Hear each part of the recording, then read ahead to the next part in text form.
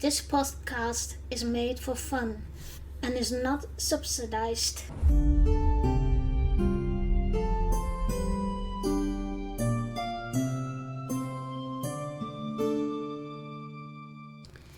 Hello and welcome to Orinda Talks Fantasy and Sci-Fi. I'm your host Orinda, and today we are talking about The Lord of the Rings with Jordan van der Meer. The Lord of the Rings is an epic high fantasy novel by the English author J.R.R. Tolkien. It's set in Middle-earth, a world at some distant time in the past. The story began as a sequel to Tolkien's 1937 children's book, The Hobbit, but eventually developed into a much larger work. Written in stages between 1937 and 1949, The Lord of the Rings is one of the best-selling books ever written, with over 150 million copies sold. The story is about the Dark Lord Sauron, who had in an earlier age created the One Ring to rule the other rings of power as the ultimate weapon in his campaign to conquer and rule all over Middle-earth. From homely beginnings in the Shire, a hobbit land reminiscent of the English countryside, the story ranges across Middle-earth, following the quest to destroy the One Ring, mainly through the eyes of the hobbits Frodo, Sam, Merry, and Pippin. I love the world of Lord of the Rings. Although the books are really heavy material to read and the movies very long, especially the extended editions, I do like it. I love the parts of the Shire and the elves as well in character and surroundings. I don't know why, but I love the mystery behind the elves. But I think I can identify myself mostly with the hobbits. I'm small, love nature, and, you guessed it maybe, I have hobbit feet. After I saw a documentary about Tolkien, how he used his experience of World War I in his Lord of the Rings story, I could see that back in the story itself. I also think that was his way to process his experience. Our guest today is Jordan van der Meer. She has a love for fantasy and sci-fi. Hello, Jordan. Thank you for joining me. Hi, I'm glad to be here. Thank you for having me. How have you become interested in Lord of the Rings? I have to thank my parents for that. They were watching Lord of the Rings one day, and I just wanted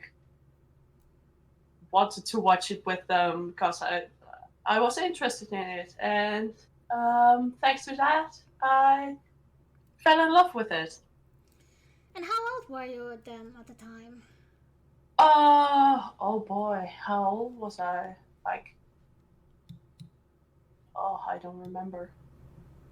How old was I? I actually really don't know. That's bad, but I don't remember how old I was. That's fine, no problem. Yeah, where shall we start? Do you have any favorite characters? I must admit, I actually love every single elfish character in Lord of the Rings. So Legolas, Haldir, Galadriel, Arwen. I love every single one of them. And if I should choose a non-elfish character, I have to go for Gimli. Yes. Okay. I presume you choose Gimli because of the friendship with Legolas and him?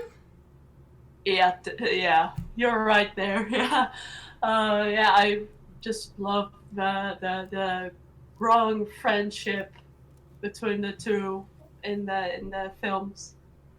It's both hilarious and just amazing. And one thing is also adorable. Yeah. And if you definitely. if you see them together, and for example on the battlefield, that they are keeping count on how many orcs or whatever they killed, and then committed grand total, and Gimli had one more than Legolas, and I thought Gimli was sitting on one of the elephants, I guess, or one of the ones, I can't remember which one, and Legolas was shooting on that Oh yeah, I remember ward that. again, and then this Gimli said, "What the hell are you doing? He was already dead." And Legolas said, "No, he wasn't. He was still alive." So that's my final count.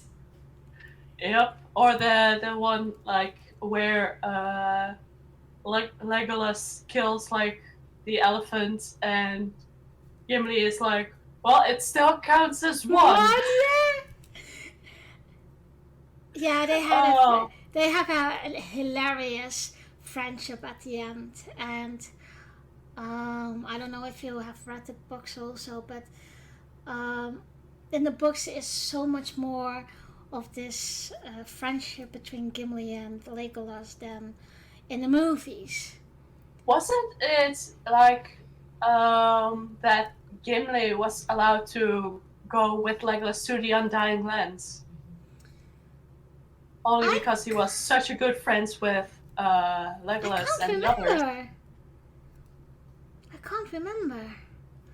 I think I, Um, I think I saw something about that. Like, I it don't can remember. be. It can be. But yeah. I really like those two, and there are a lot of more friendship, of course. Because, for example, the hobbits,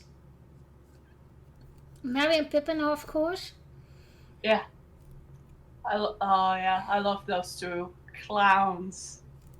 Yeah, and Yeah. then at the end they were separated with one goal, I guess. But because they are always together and they had to go, uh, each of them their own way.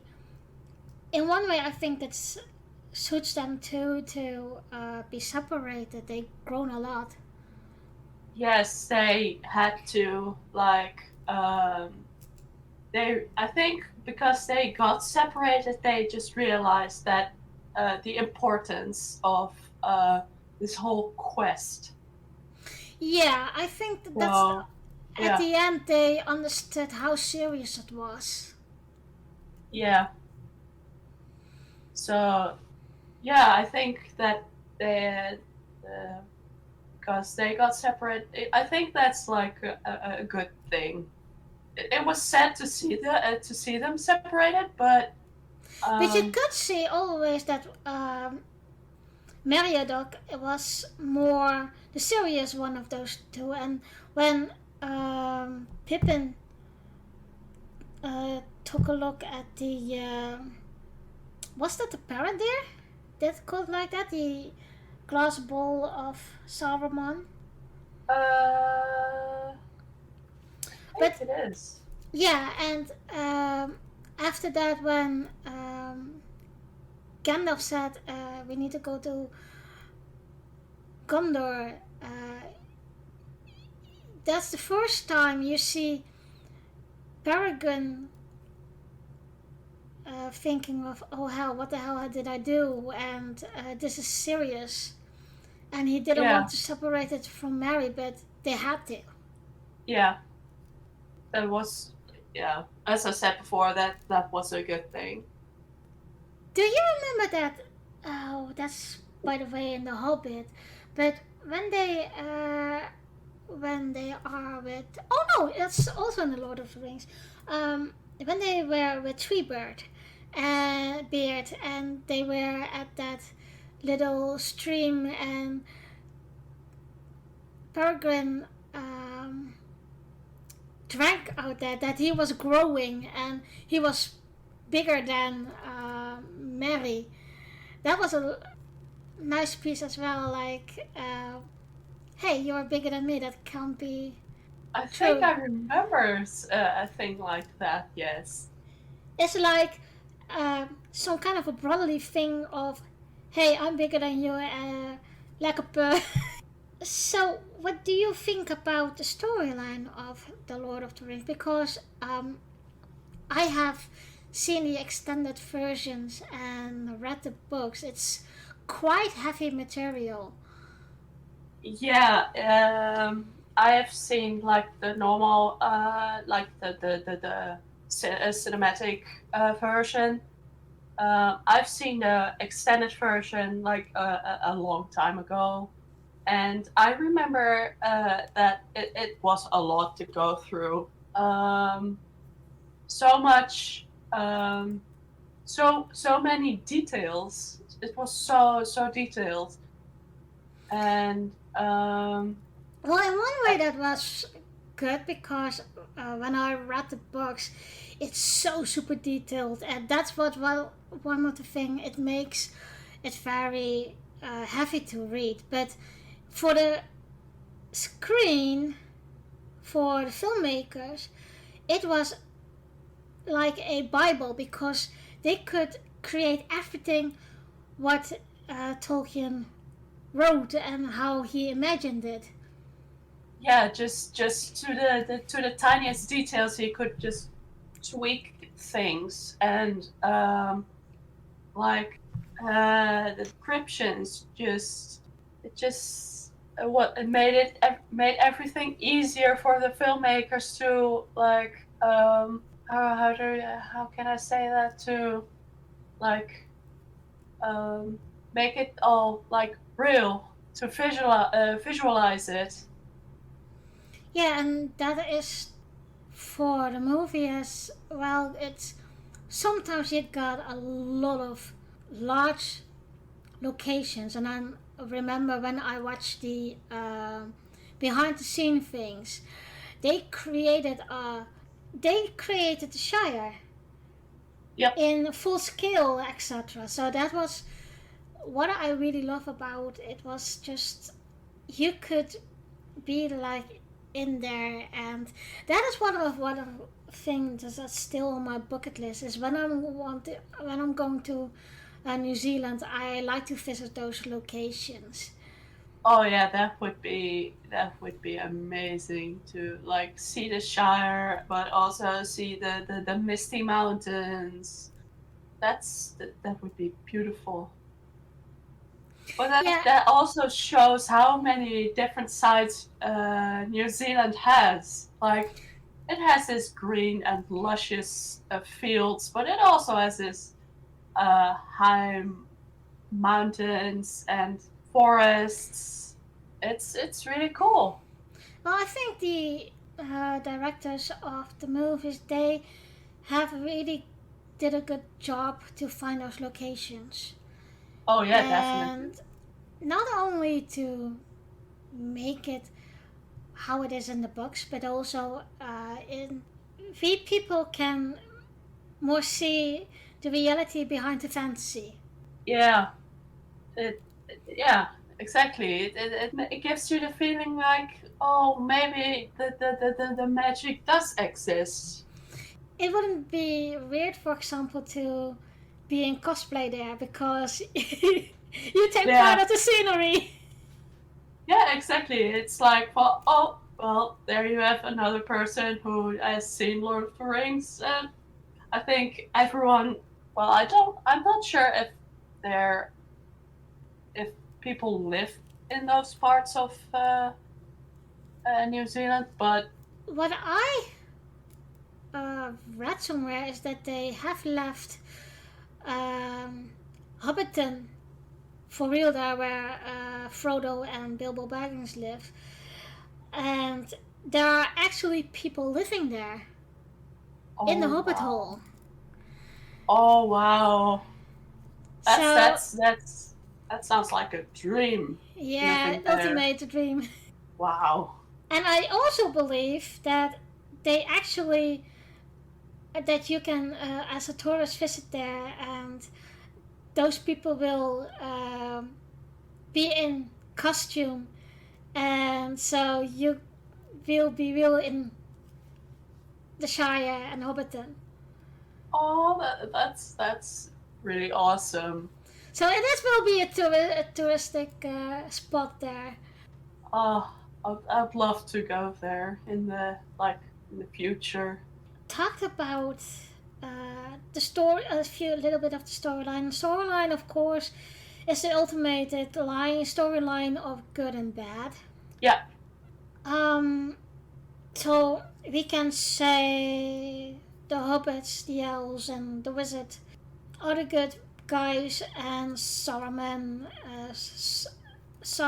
and orcs, etc., are the bad guys. yeah, Um, yeah.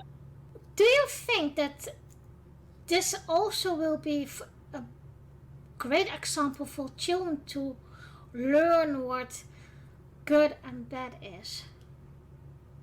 I think it actually is, but it also it will definitely learn you great things about like friendship and how big of an impact friendship has on like how can I say that, how big of an impact it has on like, well, just how big of an impact like friendship has on everything actually. Mm-hmm.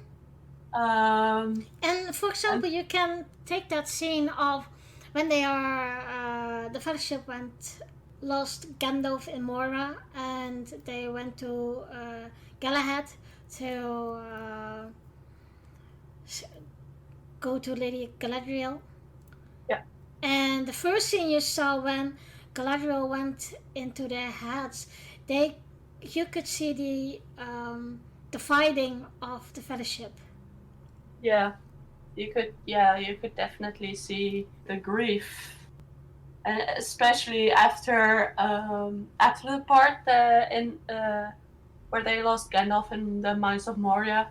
Um, they all, yeah, they all were in grief, and the way Aragorn was like, guys, we have to get up, we have to get out of here. They are coming, and it also shows that if someone goes, um, just you don't have to dwell on it, and just life goes Well, on, you know?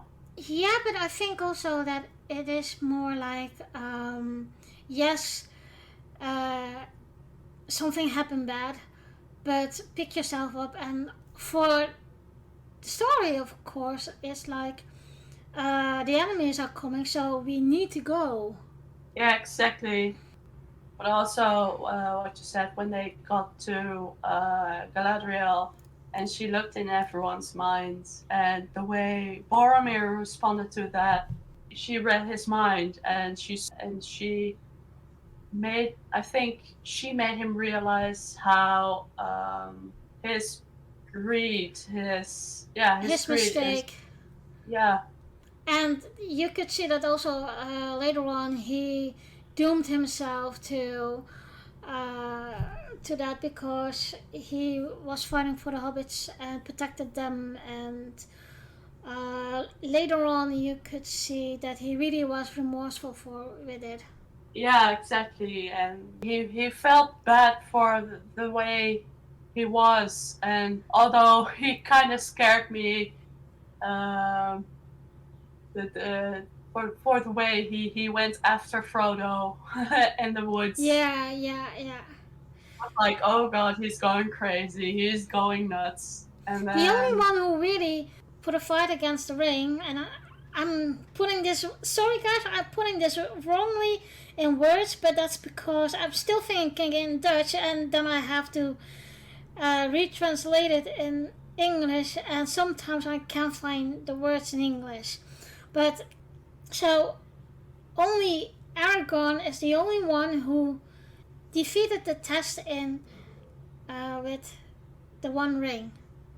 He was yeah, the first one and only one who really said immediately, "No, Frodo, this is yours. I don't have to have the ring. I have sworn to protect you and uh, be there all the way. You have my sword."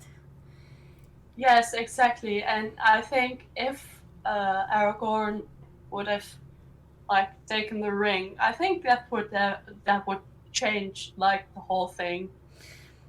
If he would have if he would have like accepted the ring, I think if he would have done that, he would have become greedy and things like that.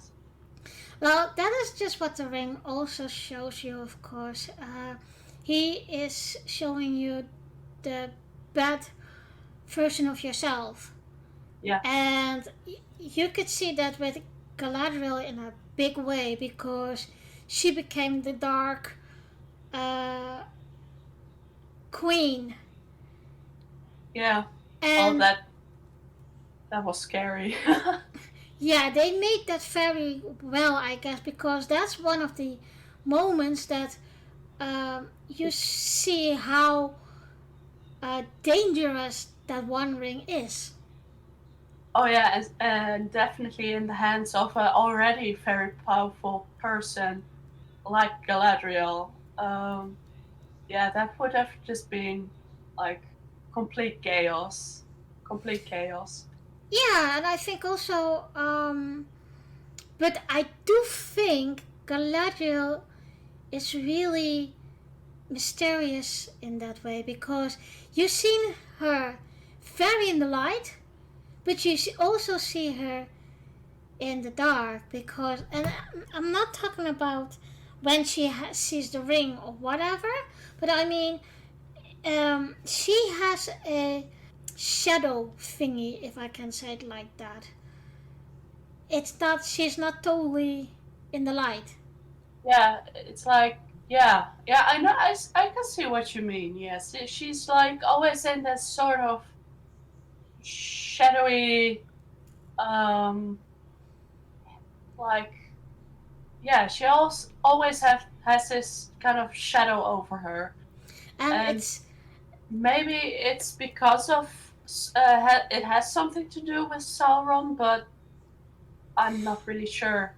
I think, and I think I read it somewhere, but that is the burden you get and have if you wear a ring of power. Oh yeah, Because she wear she is one of the ring bearers. yeah. I think that she is, yeah, she is very mysterious in a way. Of course, the elves are mysterious. Oh Uh, yeah. and what I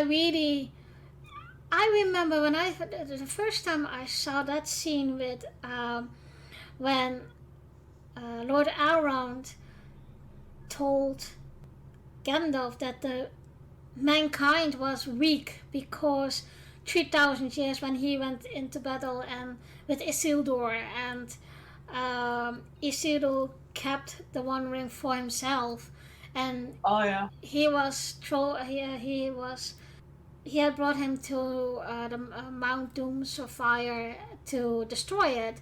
That was, I remember, that was the first time I was really surprised at how long elves really live. Oh yeah. That was like yeah. That also surprised me. Yeah. I was And like, oh damn, that guy must be old. and I remember, and I'm going to talk now about the Hobbit, when Lord of King, the father of Legolas, there was a moment that he was interrogate Thorin, Yeah. and there was a moment that he told Thorin, don't talk about dragons because I already have encountered many of them." And then you see his face changing, and it was kind of a curse he had, and but also then it was about age. That's what I think I love about, for example, The Hobbit, when Tauriel was falling in love with Kili. Oh yeah. Oh, that was such a lovely couple. Sadly. Yeah, and but you could also see also that was a great age difference, and you see then how out of the imagination how old elves can be and can get. that was really impressive. But yeah, that was Gonna talk about uh, the bad characters in Lord of the Rings. yeah. What would you like to say about them? I kind of remember the part in The Hobbit where Saruman gets lured to the dark side, to say so. Wasn't that um, when Sauron's eye showed itself on top of a mountain or something, or was it? But Well, like, what also is interesting is how did Saruman became evil? I think it was all because he was scared of Sauron. So he was Hmm. like, "Well, I think I'll just join him, so I don't have to be scared." He's just thinking of himself and his own life in that way. I think he's just a bit selfish. So he's like, "Well, I want to live, so I'll join the bad guys." I Because think it also is like he has the power then. yeah, he It, wants he wants to be powerful. He wants to be more powerful than he already is, and I think he thinks he can get to that point. with the help of Sauron. Yeah. So yeah, I think Saruman is just a really selfish character. But you could also say that about Grima. Oh yeah. Oh, I don't like that guy. I really don't. Ugh. I really don't like that guy. Yeah, he has that sneaky, that snake-like, poisonous influence over King Theoden, But and King Theoden was hexed by Saruman. I think Grima was there to like whisper these things in his ear.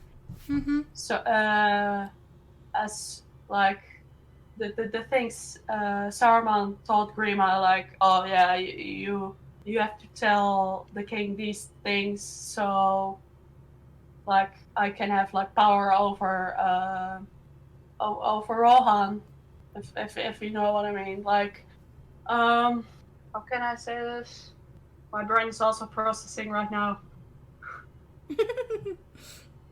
Oh god, it's almost like Grima has kind of power over Rohan. It's like Saruman curses the king, and Grima is like, well, okay, I'll be He's the man on the job. He's there. yeah, exactly. He's like, well, I'll tell the king what to do, and he will do it anyway. So basically, I have the power over Rohan. And what I really, really disliked in that scene was also that he was eyeing uh, Eowyn. Yeah, that's Uh, also why I hate him. Like the way he is eyeballing her, and oh no, yeah, that was gross.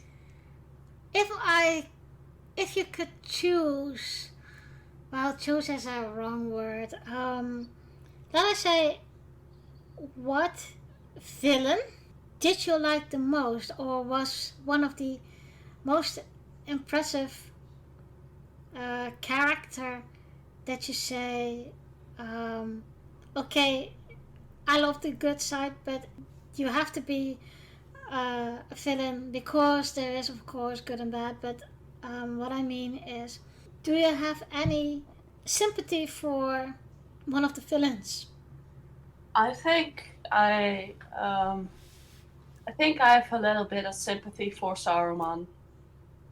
I think even though he's like one of the main like bad guys, to call it like that. He's afraid. He knows what he's doing, but I think he is scared of Sauron, and but yeah, I he's don't a bit think he. selfish, I and don't think he is scared for Sauron. I think he is namely scared for Gandalf because Gandalf goes beyond the good things in a way, and he Saruman just want to have power.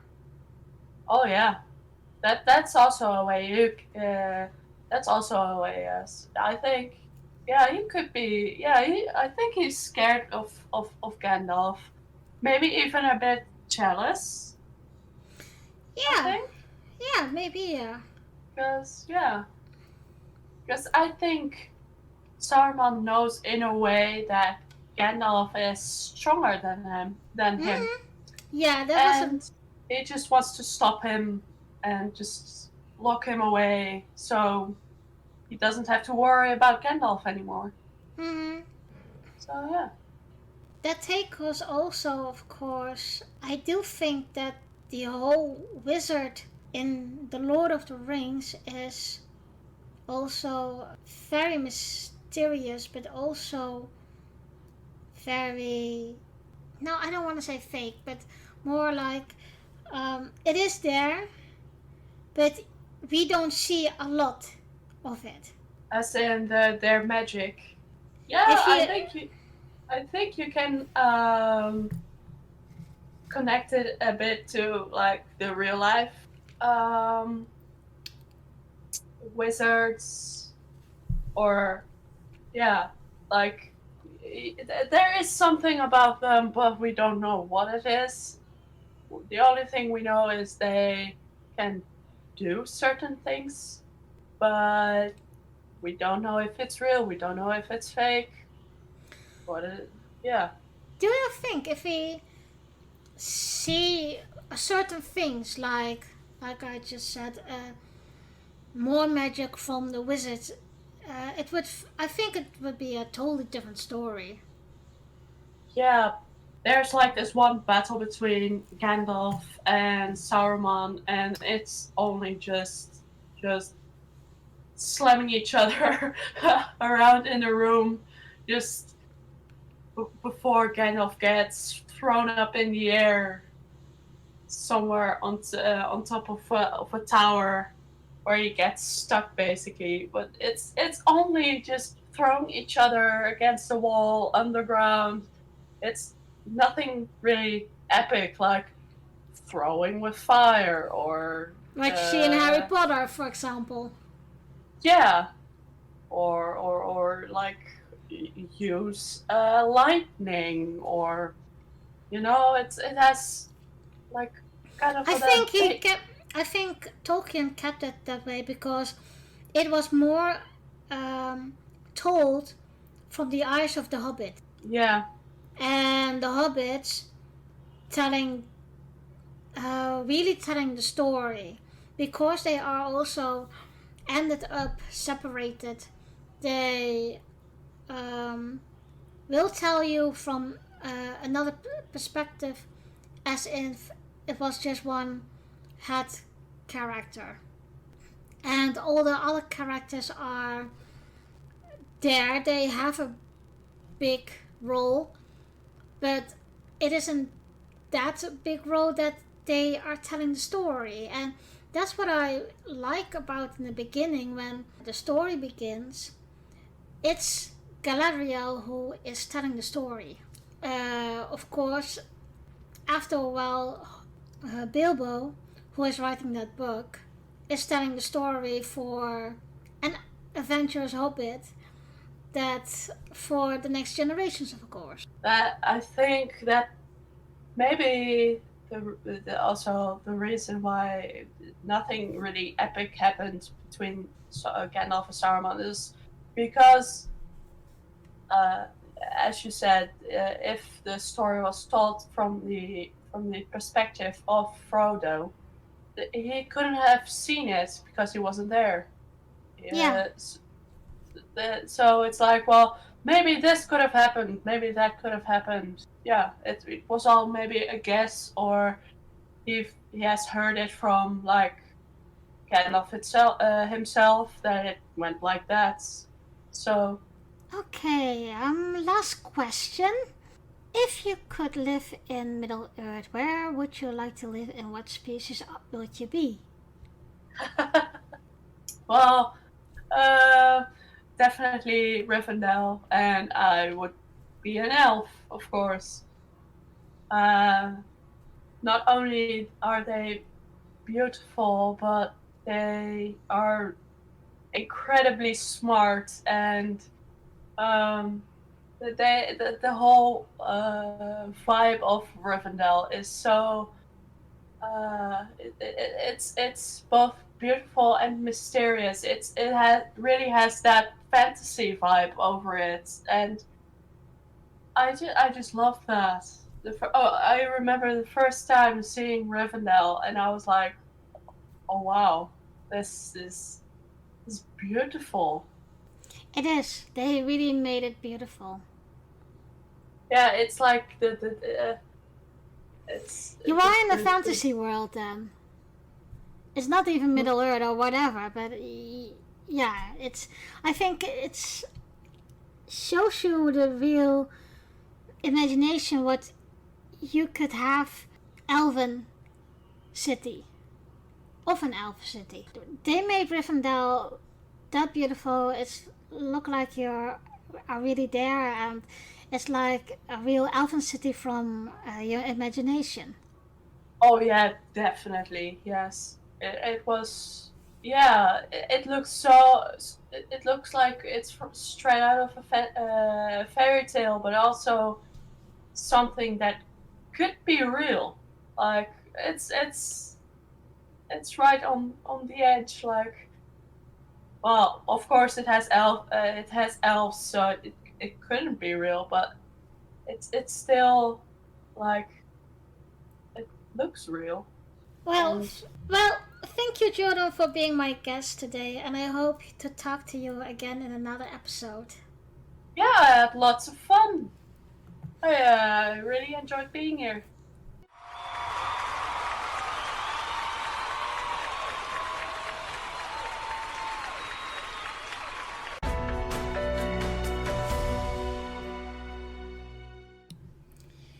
If you like this podcast, you can like and subscribe on all the platforms. You can also follow and comment on Podbean and Google Podcast. On social media, the Facebook group, the Discord server, and YouTube channel of Orinda Talks Fantasy and Sci-Fi, and on Twitter at OTFASP. Let me know what you think about this episode. In the next episode, we will talk about Mobile Suit Gundam Wing, which is one of my favorite anime. I'm Orinda, and thank you for listening to Orinda Talks Fantasy and Sci-Fi. See you next time.